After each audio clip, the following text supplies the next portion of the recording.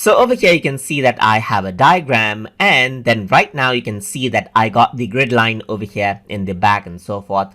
So now if you want to be more precise with your designs, then what you can do is enable out something called a ruler. So to do that, you can go around onto the view menu, and from over here you can see ruler is an option, and once you enable that you can see the ruler over here on the top just like this.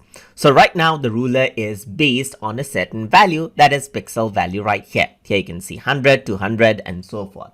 If you want to go around and change out those values right here, then you can right click over here and choose inches, and then you see all the values in inch as you can see right here. Especially when you're printing, this is much more of a better value. And as I move this along, you can see like a reference line that shows up where this particular shape is. So let's say I want to keep the shape on the 1 inch by 1 inch section right here. Then you can go around over here and keep this, let's say for example, on the 3 inch section right here, or 4 inch in particular, just like this. Then you can go around and say this is 1 inch from over here on the left side, and 4 inch, and this is how it actually works around like.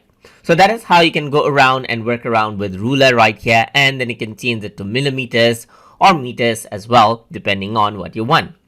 And that is how you can apply in the rulers and then change out the ruler settings inside of diagrams.net. So I hope you guys learned something as always. And as always, please like, comment, share, and subscribe.